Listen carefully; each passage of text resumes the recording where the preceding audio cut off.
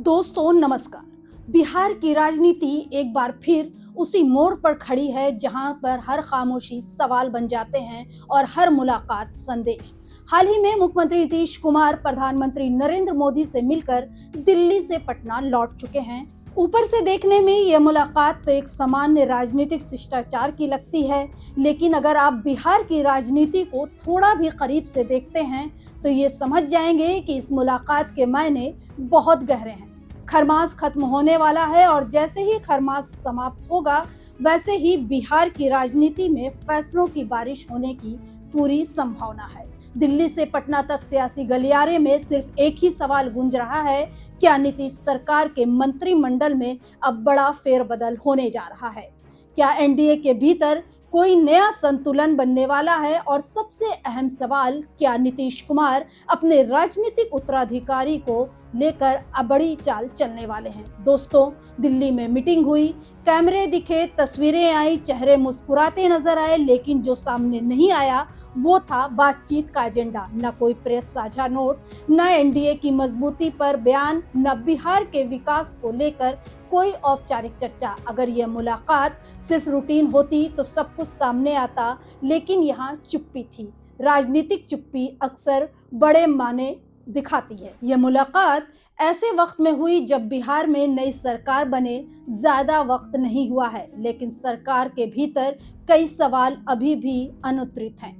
कौन मंत्री बनेगा, किसे हटाया जाएगा, किसे ज्यादा ताकत मिलेगी और किसे किनारे किया जाएगा? इन सारे सवालों के जवाब शायद दिल्ली में हुई उस बंद कमरे की बातचीत में छुपे हैं।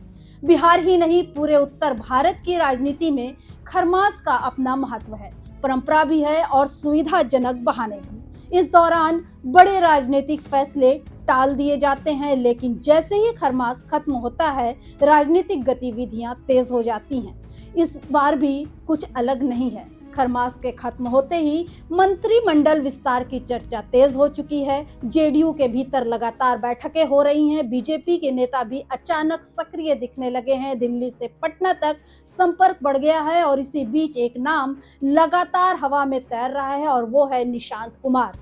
अब जरा ठंडे दिमाग से बिहार के सरकार की स्थिति समझते हैं। मौजूदा कैबिनेट में कई मंत्रालय ऐसे हैं जहां एक ही मंत्री के पास दो तीन विभाग हैं। काम का दबाव है, राजनीतिक असंतुलन भी है। ऐसे में मंत्रिमंडल विस्तार की मजबूरी भी है और जरूरत भी। बीजेपी चाहती है कि सरकार में उसकी हिस्सेदारी और प्रभावी हो, संगठन के नेताओं को सत्ता से जोड़ा जाए ताकि 2025 के बाद की राजनीति के लिए जमीन मजबूत की जा सके। वहीं नीतीश कुमार की चिंता कुछ अलग ही है।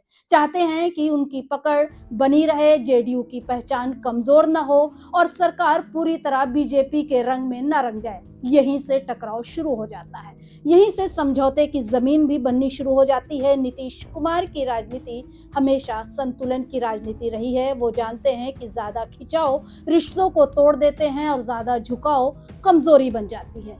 एनडीए के भीतर इन दिनों जो खामोशी है वो सामान्य नहीं है। बीजेपी और जेडीयू दोनों एक दूसरे को पढ़ने की कोशिश कर रहे हैं। बीजेपी ये जानना चाहती है कि नीतीश कुमार आगे क्या करने वाले हैं, वहीं नीतीश कुमार यह देख रहे हैं कि बीजेपी कितनी दूर तक जाना चाहती है। दिल्ली में पीएम मोदी से मुलाकात इस पढ़ाई का हिस्सा थी। यह एक तरह से संकेतों की भाषा में बातचीत थी। शब्द कम थे लेकिन मतलब गहरे थे। अब आते हैं इस पूरी कहानी के सबसे संवेदनशील और चर्चित मुद्दे पर, निशांत कुमार, नीतीश कुमार के बेटे। लंबे समय से नीतीश कुमार ये कहते आए हैं कि उनका बेटा राजनीति में नहीं आएगा, लेकिन बिहार की राजनीति जानने वाले ये भी जानते हैं कि यहाँ नहीं का मतलब अक्सर अभी नहीं होता है। हाल के दिनों में निशांत कुमार की सार्वजनिक गतिविधियां बढ़ी हैं।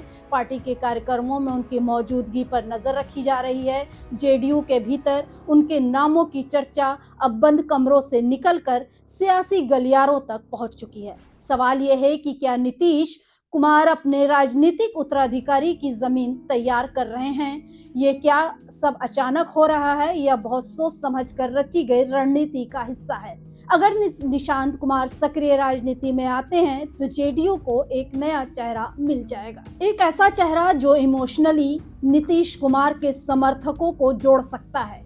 नीतीश कुमार खुद धीरे धीरे मार्गदर्शक की भूमिका में जा सकते हैं। उम्र और अनुभव दोनों इसकी इजाजत देते हैं। बीजेपी के लिए भी यह स्थिति पूरी तरह से नुकसानदेह नहीं है।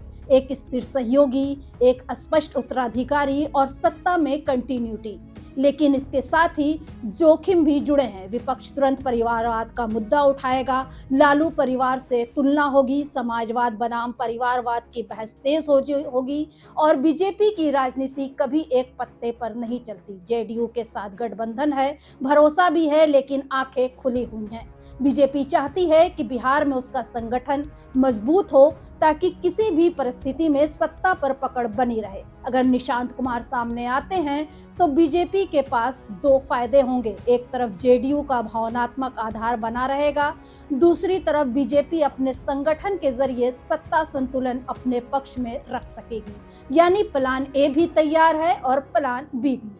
इस पूरी घटनाक्रम को तेजस्वी यादव और महागठबंधन बारीकी से देख रहे हैं। उन्हें उम्मीद है कि एनडीए के भीतर कहीं ना कहीं असंतोष उभरेगा, जेडीयू का बीजेपी के बीच तालमेल बिगड़ेगा, मंत्रिमंडल विस्तार में किसी ना किसी को नाराजगी होगी। अगर निशांत कुमार के एंट्री होती है तो विपक्ष इसे बड़ा मुद्दा बनाएगा। परिवारवाद की राजनीति, लोकतंत्र में वंशवाद, समाजवादी मूल्यों की बात, ये हथियार विपक्ष तर्कश में पहले से तैयार रखे हैं। अब सवाल है कि पीएम मोदी और नीतीश कुमार की यह मुलाकात आखिर थी क्या? एक औपचारिक मुलाकात, एक रणनीतिक संवाद या फिर आने वाले बदलाव की भूमिका? राजनीति में हर मुलाकात हर मतलब होती है, लेकिन हर मतलब बताया नहीं जाता। इस मुलाकात के बाद जो हलचल तेज हुई है वो खुद बताती है कि कुछ बड़ा होने वाला है। नई सरकार बनने के बाद बिहार की राजनीति अब एक निर्णायक मोड़ पर खड़ी है। खरमास के बाद मंत्रिमंडल विस्तार लगभग तय माना जा रहा है। एनडीए के भीतर नया संतुलन बनेगा, सत्ता की कुर्सियों का बंटवारा होगा और शायद नीतीश कुमार अपने राजनीतिक जीवन की सबसे अहम चाल चलने वाले हैं। सवाल यह है कि नीतीश आखिरी बार गेम अपने तरीके से सेट कर पाएंगे या बिहार की राजनीति किसी नए खिलाड़ी की एंट्री देखेगी। जैसा कि कहा जाता है कि बिहार की राजनीति में शांति नहीं होती, यहाँ सिर्फ अगली साजिश से पहले की खामोशी होती है। नीतीश कुमार, एनडीए और बिहार की राजनीति को लेकर हमारा ये विश्लेषण आपको कैसा लगा, कमेंट बॉक्स में ज़रूर बताइएगा और हमें ये भी बताइएगा कि आपको निशांत कुमार की सक्रिय राजनीति में एंट्री अब तय लगती है या अभी सिर्फ राजनीतिक अटकलें ही लगती हैं। फिलहाल दीजिए इजाज़त। ऐसे ही राजनीतिक अपडेट को गहराई वाली चर्चा के लिए देखने के लिए देखते रहिए इनसाइडर लाइव।